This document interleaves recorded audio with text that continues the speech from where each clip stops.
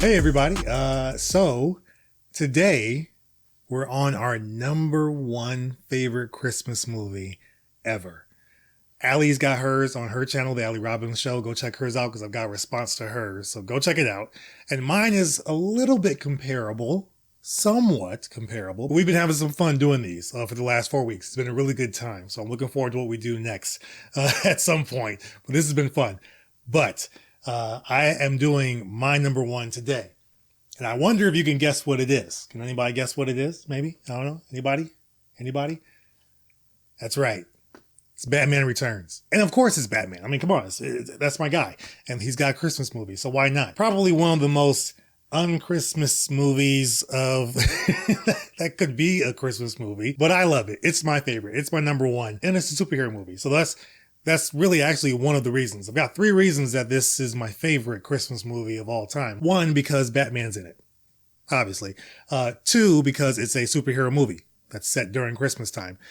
3, because again, Batman's in it. So those are my 3 reasons why I really love this movie. But overall, 1, it's because Michael Keaton, he's the GOAT. He even feels a little bit more at home in the role in this movie than he did in the first. In the first, he's great. He's fantastic. But I love him in this one too, because he kind of more or less accepts the role, accepts, what he's trying to do in this role, just as an actor. And he is more of a comedic actor even before he got this role of Batman. But it feels different. And I like how his portrayal feels different in this film in a good way. Now, one thing about this movie is there are moments where it feels like he takes a back seat to the 2 villains in this one. We have the Joker in the first movie. This movie, we have the Penguin, who's played by Danny DeVito, and we have Catwoman, who's played by Michelle Pfeiffer. So we've got 2 villains this time, so there's a lot more screen time you gotta give them. Takes a little bit away from Batman, but I think Batman still holds his own, especially with the scenes he has with Michelle Pfeiffer as Catwoman, whether they're in costume or not in costume. I think it was great here. Our very first time in live action, I think, to me, seeing that Batman-Catwoman relationship. I don't really remember that much from the 1966 Batman movie or even just the 60s Batman TV show. Their relationship being like that. I don't remember because I probably hadn't seen any of those episodes. I definitely don't remember it from the movie, but in this one you kind of see it. It's not what we know from necessarily the comics or even Batman the Animated Series. It's a little bit different from what's normally portrayed, but also somewhat similar in a Tim Burton kind of way. Is it a perfect movie? No, absolutely not. I think the movie does falter a little bit in its portrayal of Penguin and of Catwoman, more or less in how their origins are told. But I mean, come on, it was awesome seeing Pee Wee Herman as Oswald Cobblepot's father. That was kind of cool. But there are moments where it feels a little bit over the top with how dark it does get. And it kind of leads into the campiness of the Joel Schumacher Batmans a little bit, which in a weird way, though. Would I have wanted to see a 3rd Batman film helmed by Tim Burton starring Michael Keaton? Absolutely. That would have been great, I think. But this one just went a little too dark. I know there were some rumors that because this was so dark, they didn't really sell a lot of toys. Warner Brothers was upset, and that's why they kind of shelved Tim Burton's Batman movies moving forward. And we got the Joel Schumacher, lighthearted, campier movies, even though there's some darkness to those movies as well, at least Batman Forever. But I kind of compare this to Die Hard a little bit because in Die Hard, John McClane, he's kind of the Santa Claus for the hostages at that Christmas party in the Nakatomi Tower. And he's trying to give them the gift of freedom. And this one I kind of see it the same way, with Batman being Santa Claus for the night. K-N-I-G-H-T, right? Being Santa Claus for the night and trying to save Gotham once again on, what a lot of people consider a very special day, Christmas. But, just trying to be their Santa Claus and save Gotham from Penguin and all his, in this case, little penguins with actual penguins with rocket launchers on their backs. But as silly as it seems, and that's just normal kind of stuff there. But I love this movie. It's fun. It's a Christmas movie. It's happening during Christmas time. You're seeing a lot of Christmas events happen in the film, things of that nature. So I always consider it a Christmas movie. And again, I consider Batman being the Santa Claus for the city. But you got some great performances here as well. Outside of Michael Keaton as Batman, you got a great turn of Michelle Pfeiffer as Catwoman. And I more or less think she was iconic for this role the way Eartha Kitt was in the TV show. You just remember her as Catwoman. Anytime I see her, that's kind of the first thing that I go to for me. Danny DeVito as Penguin is disgusting. And it works in this realm of a Tim Burton Batman film. Would this Penguin work in any other Batman film? No, probably not. It's gross. But I adore him in the role. It just works. I don't think any other actor could have really pulled it off the way he does. And it's a little bit over the top in moments, but I enjoy it. Christopher Walken as Max Schreck is hilarious just because it's just Christopher Walken being Christopher Walken, really. Santa Claus? Afraid not. I'm just a poor schmo. Got lucky. He's not really playing a character. He's more or less being himself in costume. And that's why it's kind of funny. But I love him in the role still. It still works. Also seeing the additional things that Batman can do with his suits and with his car. It's just fun. Like, I love it. I just love that stuff. Anytime you see something new and improved, it's just awesome. And I love how this movie takes that extra step and goes a little bit bigger than the original, the 1989 Batman, which I just adore. And I appreciate the risks that it takes. Some questionable, but it is a bigger movie compared to the first one. And I appreciate that. Again, this is a movie that I can't be swayed on. It's my number one. It may be tied with Allie's number one because I watched her movie this week before I did my response, and I love it. It was a lot more fun than I remember it being the other times I've watched it. So it may be tied number one for me at this moment right now. We'll see. But I want to know what her response is to my number one, Batman Returns. So Allie, what you got? Batman Returns, number one, huh? Okay. Now here's the funny thing about it is there's snow at the beginning. You see a Christmas tree. Someone says Merry Christmas at the end of the film. Thus, we have a Christmas film. But like, let's not forget that at the beginning of the film, mom and a dad who definitely are trying to kill their baby. Like, they throw the baby off of a bridge, not knowing the baby would survive. So they definitely tried to murder their child. And then it went through a whole Moses thing, and then encountered penguins. Thus, later on, it turns into the Penguin. Then we also have Celine, who's a single, hardworking woman that can't get no man. And she definitely talks about it a lot in this film. She encounters some things from her boss that her boss did not want her to know, played by Christopher Walken. His name is Max in it, but it's Christopher Walken playing Christopher Walken. He tries to shut her up by pushing her out the window. So we have two murders, well, attempted murders. She falls and she gets encountered by a bunch of cats in a very disturbing way. Like, it's the thing of nightmares, honestly. But she encounters cats, thus she turns into Catwoman. Now, I thought that Catwoman was a cat burglar, but I guess she's just a vigilante that likes to go around and spit out really cringeworthy lines. I am Catwoman.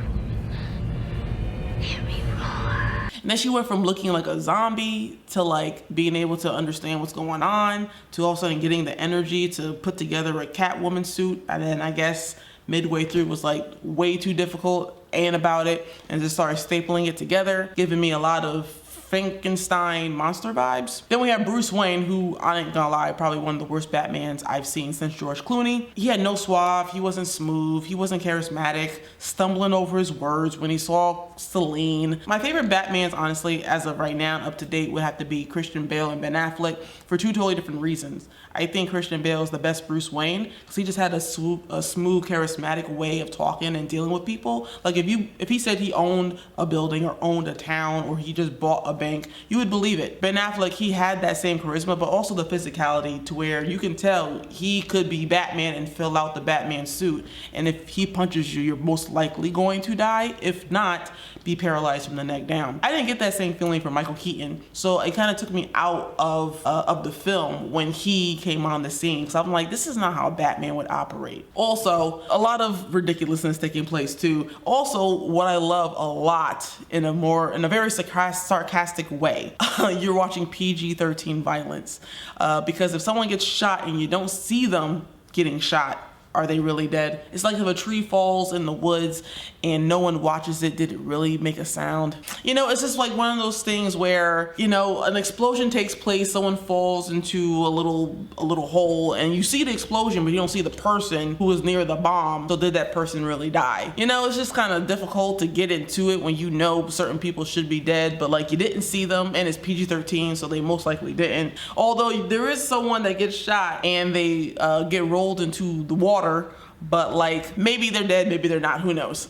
Then also we have a scene of penguins, a penguin army, and I'm not gonna lie, that definitely gave me some laughs, for sure. And then, you know, when it comes to Tim Burton, he does a thing where, you know, he does his Tim Burtonisms, the music, the weirdness of certain things that are taking place. I don't know. He likes to incorporate his music in a way to where you see the scene playing out, and it just gives you a really uneasy feeling. You know, just you want to enjoy it, but like the music makes you feel like, oh, something bad is definitely about to happen. I don't know what, but I feel it in my bones. There's so many.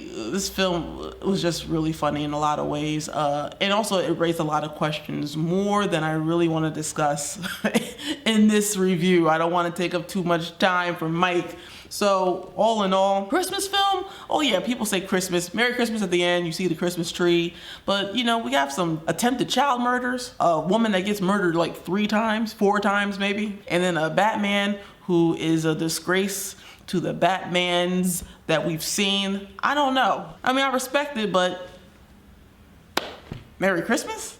All right, Allie. Okay. Actually, you know, I forgot. All right. Yeah, I forgot my Christmas hat. There we go. My Santa hat. All right, I'm with you. I'm with you now. I still say it's a Christmas movie because Christmas things are happening. And again, Batman is Santa Claus in this film. That's just my interpretation of it. But do happy things happen on Christmas all the time? No. People die. People are murdered. You know, stuff happens. It's realistic. Okay, that's my argument there. I'm sure I won that one. But I'm with you on the Catwoman piece. A little bit lazy with her costume. I still enjoy it. I still love it. I still love her on the role. But I got to disagree with you.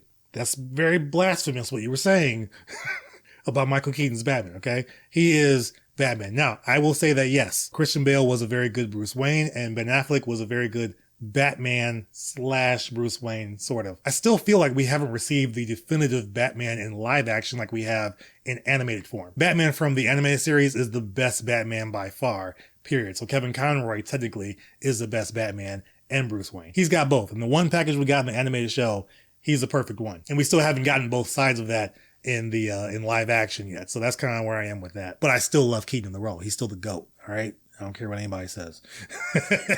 He's the first we got in live action in this capacity. Yes, we had Adam West in the TV show in the 1966 film. I want to say it was 66. But that was campy. It's silly. This one is the one that, you know, I grew up with. So obviously there's nostalgia there and everybody's going to have their version. But yeah, I still think he's overall the best live action in both capacities for me. But the animated series, Batman, takes the cake on both fronts. That's just me. But it's my number one. It's just what it is. Again, I think it might be tied with your number one. But and we're going to get over to you right now because you got to check out Allie's number one movie. It's an awesome one. Head on over to her channel. See what I have to say about it. My thoughts. Get the nitty gritty a little bit on that one. I think you'll enjoy it though. Allie, I've enjoyed this. This was amazing. We got to do something else. We'll figure it out. But go on to her channel right now. Check out her number one movie. You also see the number 4, number 3, number 2 picks from our Christmas lists as far as favorite Christmas movies. We've got those. Look in the description for those as well. We had a lot of fun with this. I hope you did too. Comment below with your thoughts on this movie for me, and then I'll see you in the comments for Allie's movie as far as her number one and my response. So go check it out. As always, thanks so much for watching. To my Hyper Crew members, Ryan Tidwell, Steve O, Slepnear, Milner, K6013, Daniel Lopez, Portalon Mobile 44, Kratos, William Cooper, Shane Cook, Richie Chester, and Arnon Steelpelt. Thanks so much to you guys for joining that Hyper Crew, and to all my members and subscribers for checking this video out and just supporting the channel. I really, really appreciate you guys. That's all I got for you now. Head over to Allie's channel. Check out her number one video. I'll see you there.